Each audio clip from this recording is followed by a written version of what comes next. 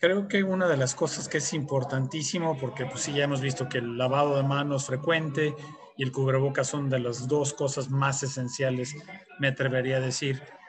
Pero el uso de cubrebocas, ¿cuál de los cubrebocas? Claro que todos podremos decir el N95, el KN95, pero hay obviamente toda una variedad y médicos que dicen, no, el que tienes que utilizar es el que tiene iones en la tela y es reutilizable. No, el de doble tela o el de triple capa son los mejores. Entonces, pues aquí los infectólogos, ¿quién va a ser el que nos va a sacar de la duda cuál es el que debemos usar? Porque además, no solo por nosotros, sino por la educación de nuestro paciente, ¿no? Porque nosotros lo vemos y a veces, si no trae usted aquí esto, le vendemos uno por 5 pesos y es una tela que la ves y está transparente, así dices, pues mejor ya no le des nada, ¿no? Entonces, infectólogos, al ruedo, por favor.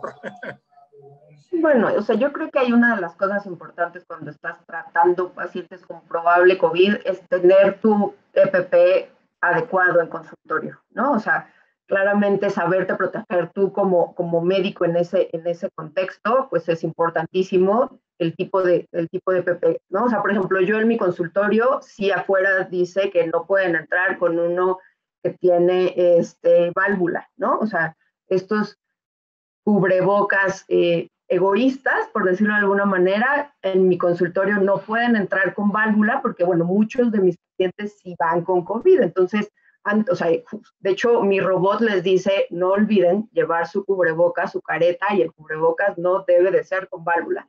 Y entonces, realmente mientras tú tengas tu protección y sepas sanitizar tu espacio al momento de revisar a tu paciente y traer al otro paciente, creo que esa es una gran ventaja.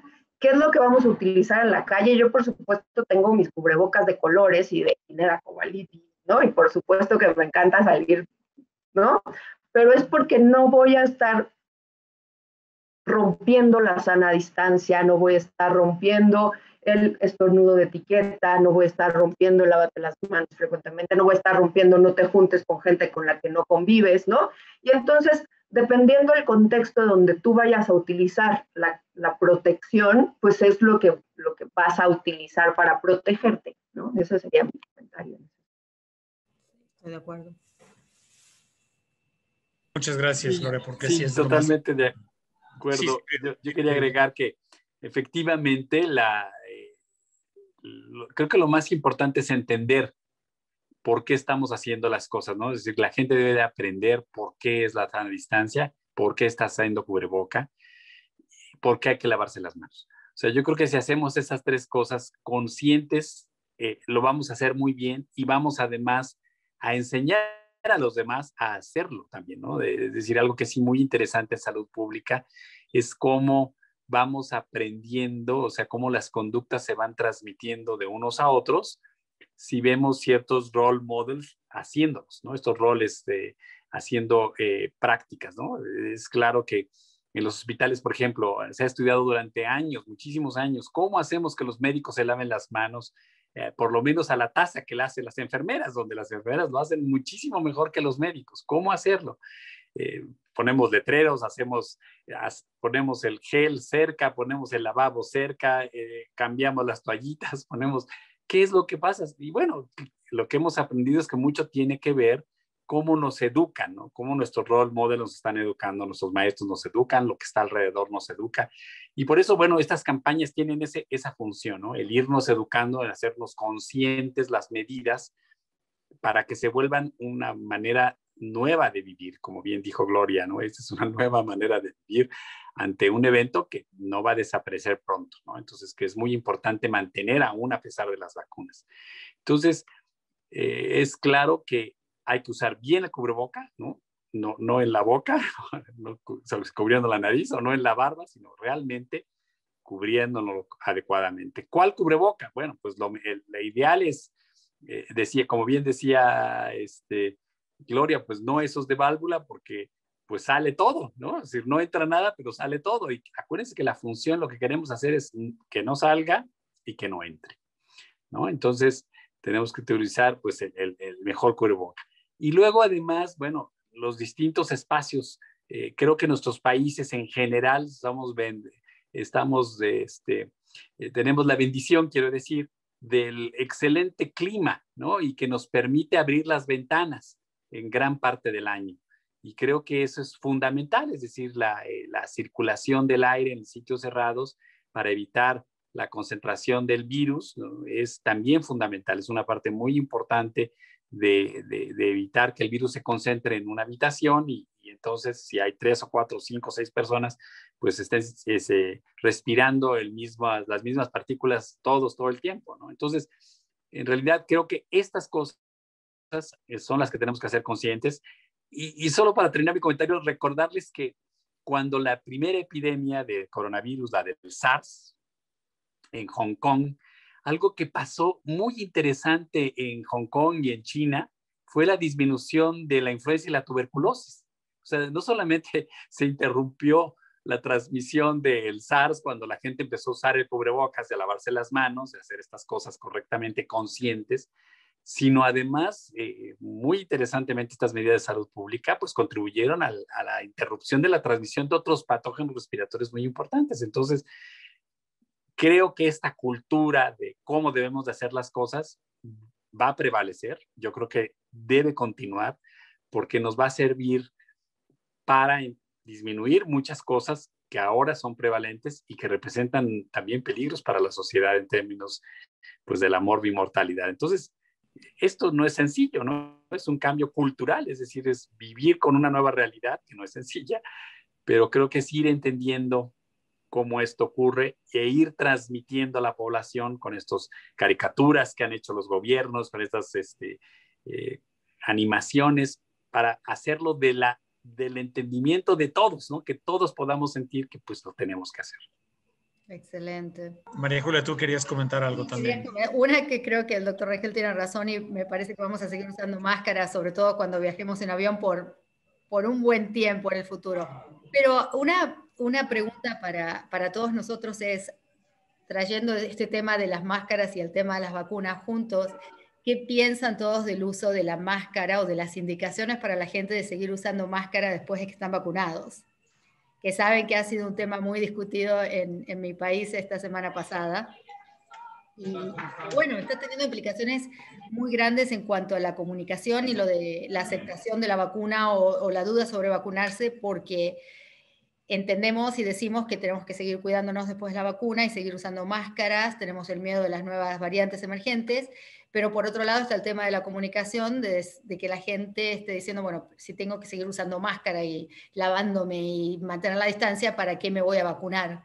Entonces, así que me gustaría también comentarlo. Esa es pregunta para los infectólogos, Marco. Sí, bueno, muy interesante porque precisamente este debate viene de los grandes epidemiólogos norteamericanos y viene en este contexto porque la gente y todo el mundo, el personal de salud, pero todo el mundo está cansado de tener que estar en el aislamiento, de distanciamiento social, en tener que estar utilizando estas estrategias. Y gracias a eso la CDC publicó estas guías para la gente que está vacunada. Son como un pequeño incentivo ahora. Si una persona está vacunada y se pone en contacto con otra persona que está vacunada, la recomendación ahí es, bueno, si completaron ya el tiempo después de la segunda dosis, no es necesario que estés utilizando la protección del cubreboca. Pero cuando no es así, cuando solamente uno de los elementos de un binomio de individuos tiene la vacuna, la otra persona debe de cuidarse. Primero porque puede traer el virus y aunque la persona vacunada probablemente no tenga síntomas y seguramente no le va a pasar nada en términos de hospitalización y muerte, puede ocurrir un poco de replicación a nivel nasofaringeo y bueno, con más que las vacunas hemos empezado a ver que disminuyen la transmisión epidemiológica, no es un hecho, no se hicieron los ensayos clínicos con este fin. Entonces, esas personas aún vacunadas pueden portar el virus y transmitirlo a una persona que aún no esté vacunada y en ese contexto, bueno, continuar esta cadena de transmisión epidemiológica y, bueno, en este caso poner en riesgo a una persona que no tenga el biológico. Pero este debate, particularmente en Estados Unidos, fue muy interesante porque gracias a eso la CDC emitió estas recomendaciones y esto funciona como incentivo. Vacúnate porque cuando estés vacunado vas a tener la posibilidad de, si la otra persona también está vacunada y completaron ya el tiempo después de elevación de los anticuerpos, pueden tener esta posibilidad de convivir sin utilizar esta protección. Entonces, sabemos que para que toda la población esté vacunada falta muchísimo y no es solamente un solo país, sino el problema es mundial, y mientras no estén vacunados todo el mundo, siempre habrá transmisión del virus, y cuando no controlemos la transmisión comunitaria, seguirá siendo un problema epidémico. Entonces, este es un incentivo que vale la pena que tomemos. Vacunación para poder alcanzar este tipo de interacciones, y que pues el mejor regalo para los abuelos que estén en riesgo es que puedan volver a convivir y volver a estar con sus nietos. Excelente. Perdón, Lili, ¿tú querías decir algo? A mí me gustaría nada más dar una particularidad en este sentido. Claramente es un virus completamente diferente, es un virus de RNA, es un virus que está circulando altamente en la población, ¿no?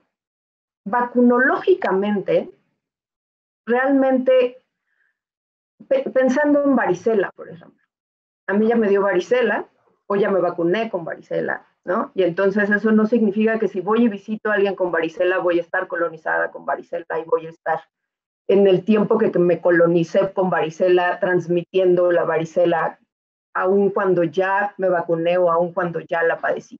Claramente la varicela es una inmunidad permanente, la vacuna te deja una inmunidad un poco, o sea, mucho más prolongada, y es un virus completamente diferente, podría ser, pero vacunológicamente, en vacunas con efectividades tan altas como las que estamos viendo en este momento, pensar que aún vacunados con 90% de efectividad seguimos siendo transmisores, es vacunológicamente muy poco probable, ¿no? Y hablando como la historia de las vacunas y la historia de la vacunación y la efectividad que tiene esta vacuna, porque por supuesto podemos hablar de efectividades de vacuna como tosferina, o efectividades de vacuna como influenza, o de efectividades de vacuna como tuberculosis, ¿no? O sea, claramente podemos poner esto sobre la mesa de muchas otras vacunas que no son así de efectivas.